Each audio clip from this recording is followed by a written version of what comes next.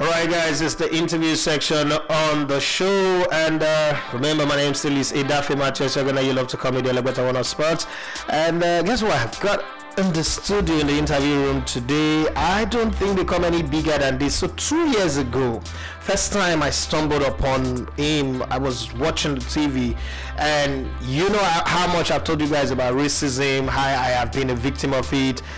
Somebody accused me of rape, but so many years ago, just by looking at her, and it was racism driven. But that's a different story, and there are many racism that I've faced. And one day I was watching my TV, and I saw this man. It was 2 years ago. He was in the studio with Clinton Morrison, and he was talking. Then he brought a line that just captured my my attention. He said, "Why do openly racist terms not breach the guidelines of those big social media companies when it is not a big star like, say, Marcus Rashford and all the other guys that are big, when it is not the big media like Sky Sports and the rest that's talking about it?" And I just went online and started searching the name. Who is this Darren Lewis? First off, he's very articulated, he's very, very clean shaven, it's just everything you want to see as a role model. Is he speaks very nice, he's posh, he's bourgeois, but then he's also down to earth. He's just probably where the heavens met the earth kind of person. And then I realized that he's the assistant editor at the Mirror. He's on Sky Sports, he's on Talk Sports, one of my favorite radio stations as well, and it's just everywhere. You know how it is with me. When it is sports, then you find me there, and when the conversation is about growth and using your platform to do good, that's what I am concerned about. And you guys know that every time I have such a big person in the studio, what I do is try to use their experience to see how we can use it to build our league, the MPFL, over here. So most of the conversation will be centered around that. It's very short time. I wish one other day I would have maybe an hour to talk to him like we did with Martin Tyler. Having said that, guys, make welcome the ubiquitous, the amazing, the ebullient and wonderful Darren Lewis. Darren Lewis, you're welcome to the show. Thank you very much indeed for having me on. And I guess I'll blush as I go because I really do adore your stand in football matter. There's no bias, you state it the way it is, and you don't have to force it. I struggle with that sometimes because I force it like it's an argument, but I'm learning from watching you. I'm going to take this conversation from the very biggest conversation I've had with my crew and my teammates. How is it that a league have gone 30 years? 30 years, it's 3 decades, and no English coach have won the Premier League? Is there something about it that makes it almost impossible for an English coach to win the Premier League? It's not impossible, it's just that the English coaches that have been in charge of big clubs have been very unfortunate because there have been English coaches that have had a chance. Harry Redknapp in 2011, I think? 2011, 2012 maybe. He was in charge of Tottenham, and mid-season they were in a very similar situation to the season Arsenal have at the moment, but the difference being that Arsenal went out and bought big players that were able to help them. Trossard and Jorginho, who have been very, very good players for them, whereas mid-season, when Spurs, everybody knows they had the chance to buy Carlos Tevez and Gary Cahill, both of them would have been superb signings mid-season, and they didn't take that opportunity. So there have been other coaches. Mark Hughes was in charge of Man City, but of course he was a Welshman. In charge of Manchester City, and in terms of British coaches, I'm trying to think as I'm talking to you now. You've only got David Moyes at Manchester United. He's a Scot, of course. So there haven't been that many English coaches in charge of big clubs that have managed to make the most of that opportunity. We just saw Graham Potter in charge of Chelsea, but they couldn't do it. They struggled. Frank Lampard had the first time around at Chelsea. He couldn't do it. He struggled. It's mostly been the foreign coaches with the experience of and that culture of winning that they've been able to bring to the Premier League and be successful.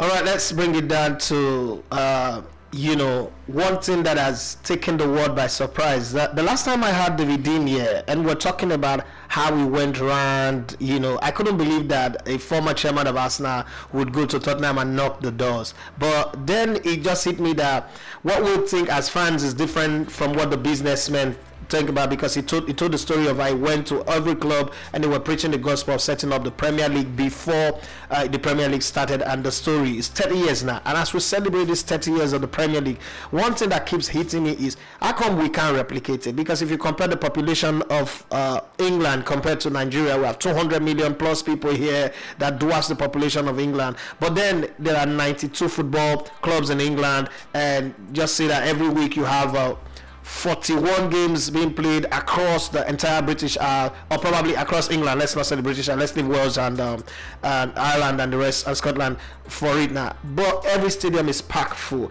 and it's a big money spinner. We've seen what Vincent Company did with Burnley. They are promoted, and the excitement is just global. The fever is global.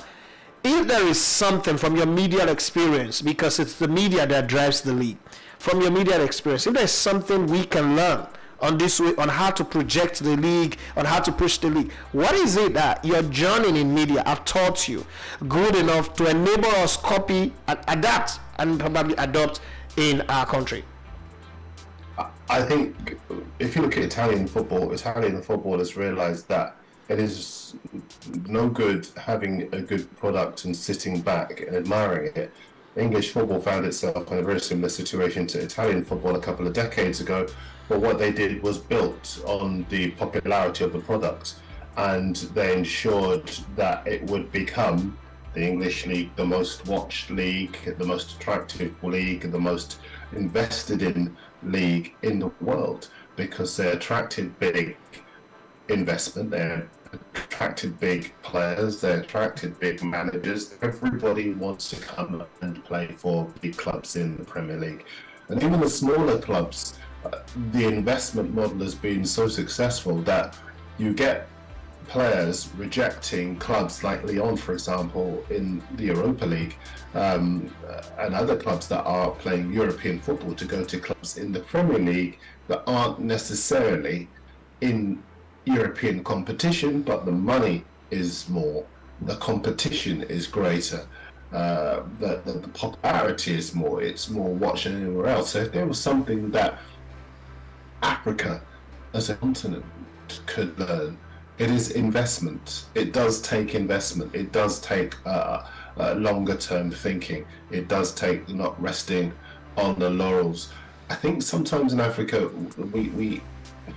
we have a good product. The Cup of Nations is an outstanding tournament, and the prestige that surrounds that is magnificent, but there are still elements of that we need to improve to make it, to enable it to match the prestige that it holds in the hearts of so many people around the world, and so many African footballers who we've seen before, even if they have their commitments to their Premier League clubs, they make it very clear they want to be a part of that, and they want to go back, they want to be involved, they have that pride of playing for their countries. And also we see other English players who their links, they might not necessarily be born in Africa, but they may have relatives who are African, and through them they want to play for African countries.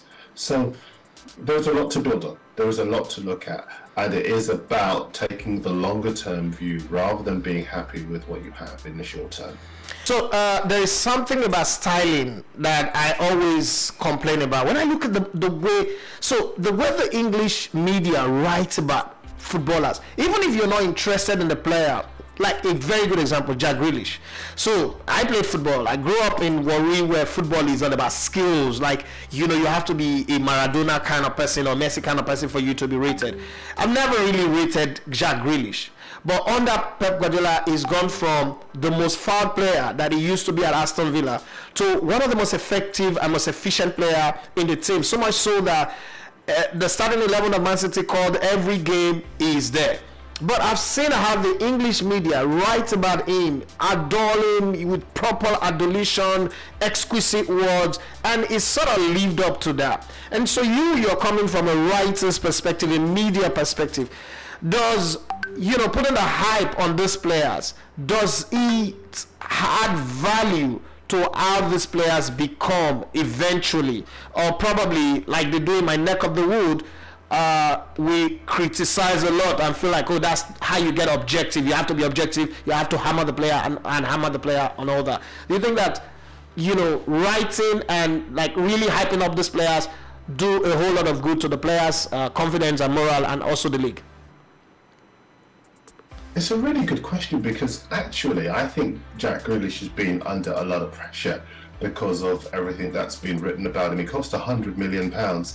Many people would argue he hasn't gone anywhere near justifying that yet. He's had some good games this season, but are they £100 million game? Does he have the kind of explosive impact, for example, that Gareth Bale had when he went to Real Madrid for £85 million and he scored an outstanding goal in the Copa del Rey, where he went down the left, he ran outside the pitch, came back inside the pitch, went to the byline, hit an angle strike, which was actually, for my money, very underrated. It was one of the best goals I've seen for quite some time.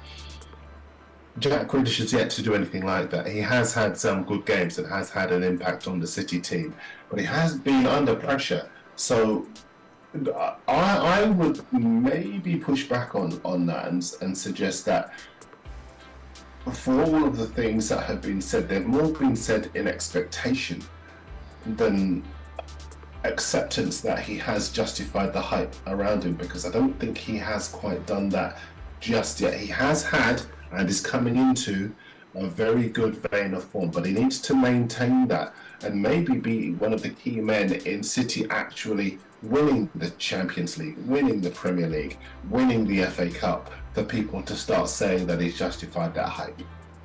All right, before I let you go, I want to ask this question. You've seen quite a lot of African players play in the Premier League, starting from the eras of Justin Fashanu, John Fashanu, and then we came into the era of Efani Koku, and then Didier Drogba, Yakuba Igbeni, Osaze Dewege, Joseph Yobo, to name but a few. All of these African players. If you have the chance to list 5 players that have been the most impactful African players, and this is a tough job. I mean, everybody I've asked this and told me, oh, why do you do this? Top 5 African players that have been the most impactful for you over the years of the 3 decades of the Premier League. Who would they be? Well, not in any particular order, just in case anybody tries to find my phone number and chase it. I think one of them, I would say, would have to be Didier Drogba, because he justified the hype. He didn't get the credit he deserved. He scored goals for fun in a big team under one of the most demanding managers in world football at the time, Jose Mourinho. He won the Champions League, he won the Premier League. He was a goal machine, but he was also a leader. He was a warrior. He was a fighter. He was a kind of striker that struck fear into the hearts of opposition defenders. And I remember there was a period where he played against Arsenal where he bullied their defenders so much he can almost guarantee a goal in that kind of big game. Another is Mohamed Salah, because the numbers that he's recording, again, for another demanding manager, but also for a very demanding fan base as well at Liverpool. He's been outstanding during his time there, and he's into the Liverpool as well as the Premier League Hall of Fame with his goal contribution. So most definitely Mohamed Salah. I really do like Sadio Mane. I think that he, again, is another who hasn't really had the credit he deserved for his contribution at Liverpool. I was very surprised when they allowed his contract to run down, but I could understand it as well. They obviously had to lose one or the other, and they decided it would be Mane rather than Salah. But lots of people have been able, since he's left, to appreciate his contribution to Liverpool. I've seen him maligned in some places because he's had a fairly slow start at Bayern Munich, but I don't think you would know too much about football if you were to criticise Sadio Mane and his quality, because the problem for him is that he's not been able to start games, and when you give him a run of games in any team, you see his genuine quality. I must say, and this might be a bit left field, but I really did like Asamoah Gyan. Baby Jets. Felt he was just a fabulous, charismatic player, a scorer of wonderful goals, somebody who made players better around him. I appreciated everything that he had to offer. I was heartbroken for him when he that penalty controversy at the 2010 World Cup. Everybody knows all about it. But I just think as him as a player, he could have played for bigger clubs than he did, and he is one of my favourite players. There are so many others, I have to say. I want to mention Victor Wanyama. I want to mention Celestine Babayaro. I want to mention many others, but the only other one I want to mention, for the time being, the only one I will mention is Tony Yeboah, because I felt Tony Yeboah was an athletic, balletic goal machine. And he's another player who, for me, did not get the credit he deserved for what he did in the Premier League. I think he was in the Premier League for all too short a time. I would love to have seen him in the Premier League for longer and maybe even at a bigger club. But he was a wonderful player. There was a goal he scored from the edge of the box, a volley for Leeds. I'm trying to remember who that was against, and it escapes me, but it was a really good example of the technical skill and ability that he had. And he is the kind of player. In the mid-90s, there was a real explosion after Nigeria's and Cameroon, of course, impact at the World Cup, and we saw lots more African players come into this country. And there were so many that made a huge impact and paved the way for subsequent players to come into England. And Tony Yeboah was absolutely one of those. Yeah, thank you very much. And as I let you go, I hope that we'll have time to do this again. But there's just one left wing hook that I'm going to throw in. Some of my fans, some of my audience think that you're from Nigeria. As a matter of fact, once said that you have a route to Kaba in Kogi State. Let's put this to bed. Where are your roots? Caribbean or African? Well, all of our roots are in Africa. That's not kidding ourselves. True. But my roots are in the Caribbean. I have family in the Caribbean. I was born in England, but as I say, we are all brothers, so there is no debate. All right. When next you're in the same studio with Arai, tell him that there's somebody in Nigeria who's desperate to have him on this show. Thank you very much for coming in on the interview segment, and we've been educated, we've been schooled, and we look forward to having more sit down like this. Thank you so much for having me, and I look forward to coming back on. All right, have a great day. Yeah, that is the great and amazing Darren Lewis. I know that you guys would feel blessed that we have him on the show today, and subsequently we'll bring him and we'll talk a whole lot more and find out what club he loves and what club he supports. And thanks to my producer Ahmed Kalejaye for making all of this possible. To you guys out there, please do want to subscribe to the YouTube channel. If you like the interviews that we do and you want more, subscribe to our YouTube channel, drop comments, and also send comments of appreciation to Darren Lewis for agreeing to be part of this interview. Have for yourself a wonderful day. My name still is Idafi Matthew. You love to call me the Elegbete One Sports. This is Elegbete TV Radio. You are listening to Elegbete TV Radio.